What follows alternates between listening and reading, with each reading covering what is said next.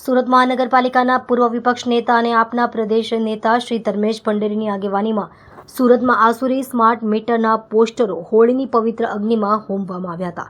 ફાગણ સુદ પૂનમની સંધ્યાએ ઠેર ઠેર હોલિકા દહન કરવામાં આવ્યું હતું. શ્રદ્ધાળુઓએ હોળીમાં વિવિધ દ્રવ્યોની આહુતિ આપીને પૂજન અર્ચન કર્યું હતું.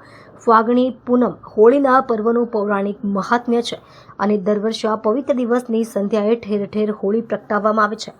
પરંપરાગત મુજબ જ હોળી પ્રગટાવીને શ્રદ્ધાળુઓએ તેમાં શ્રીફળ, ધાણી, ચણા, ખજૂર, હારડા, પતાશા સહિતના દ્રવ્યોની આહુતિ આપીને પૂજન અર્ચન કર્યું હતું. આ ઉપરાંત જળથી અર્ધ્ય આપીને પ્રદક્ષિણા કરીને સારી તંદુરસ્તી અને સુખમય જીવનની પ્રાર્થના પણ શ્રદ્ધાળુઓએ કરી હતી. સુરત મહાનગરપાલિકાના પૂર્વ વિપક્ષ નેતા અને આપના પ્રદેશ નેતા શ્રી ધર્મેશ ભંડેરીની આગેવાનીમાં સુરતમાં આસુરી સ્માર્ટ મીટરના પોસ્ટરો હોળીની પવિત્ર અગ્નિમાં હોમવામાં આવ્યા હતા. ધર્મેશ ભંડેરીએ કહ્યું કે જેમ હિરણ્યકશ્યપુને અહંકાર આવી ગયો હતો એવી જ રીતે ભાજપને પણ સત્તાનો મદ અહંકાર આવી ગયો છે. આજે હોળીના પવિત્ર દિવસે આમ આદમી પાર્ટી સમગ્ર સુરતમાં હોળીની પવિત્ર અગ્નિમાં સ્માર્ટ મીટર નામના અસુરનું દહન કરાયું. સુરતને સ્માર્ટ મીટરની જરૂર નથી.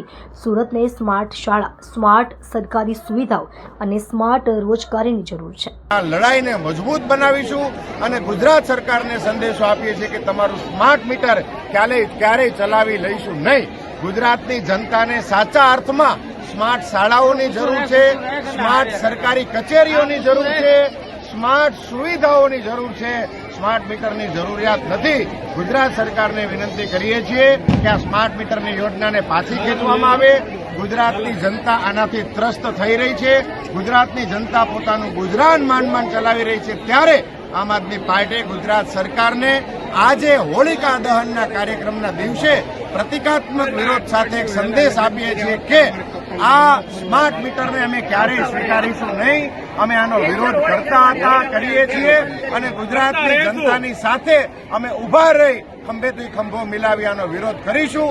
અને આજે આ પ્રતિકાત્મક રૂપે આ સ્માર્ટ મીટરની પત્રિકા એનું પોસ્ટરનું અમે હોલિકા દહનમાં અગ્નિમાં એને હોમીએ છીએ.